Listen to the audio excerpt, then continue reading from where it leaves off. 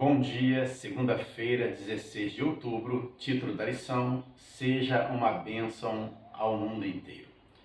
Leia os textos a seguir. O que cada um deles diz sobre a aliança de Deus, sua promessa para nós? Temos vários textos aqui e todos eles mostram claramente que Deus cumpriria a promessa feita no Jardim do Éden de que alguém viria como solução para o problema do pecado. Essa solução, Cristo, o Messias, surgiria da linhagem de Abraão. Deus pediu a Abraão que deixasse seu país e seu povo e fosse para uma outra terra.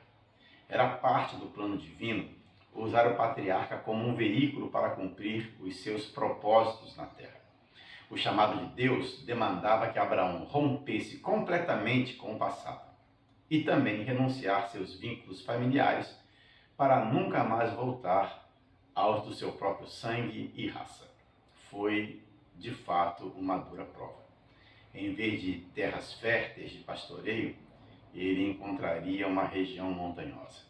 Em vez de viver entre as tribos semíticas às quais pertencia e que eram bastante civilizadas, estaria errante entre tribos de um nível cultural materialmente inferior e de uma religião especialmente degradada.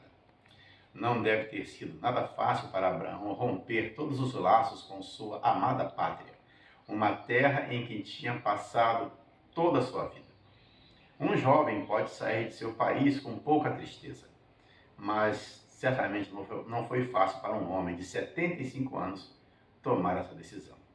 Porém, o Senhor prometeu: de ti farei uma grande nação, e te abençoarei e te engrandecerei o nome. Se tu uma bênção. Gênesis 12, verso 2. Sem dúvida, Abraão se perguntou como poderia ser cumprida essa promessa, já que não tinha filhos e não era tão jovem. Tão somente os olhos da fé, postos nas promessas de Deus, poderia penetrar o futuro e contemplar coisas que os olhos naturais não podiam ver. Uma observação interessante aqui. Deus disse: engrandecerei o seu nome. A verdadeira grandeza é o resultado da obediência às ordens de Deus e da cooperação com o seu propósito divino. Os edificadores da Torre de Babel haviam pensado em tornar célebres seus nomes, desafiando a Deus. Entretanto, não sobreviveu nenhum de seus nomes. Por outro lado, Abraão simplesmente obedeceu e foi por onde Deus o dirigiu.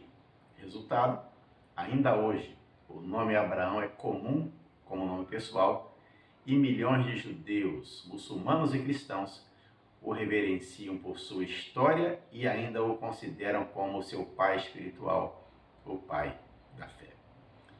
Finalizando, não sabemos exatamente o quanto Abraão sabia ou entendia acerca de como a semente prometida, Jesus, surgiria através dele. De qualquer modo, ele agiu pela fé.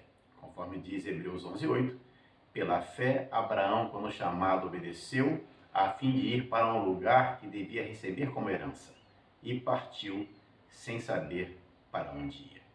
Que grande exemplo para nós. Tenha um ótimo dia, fique na paz de Jesus.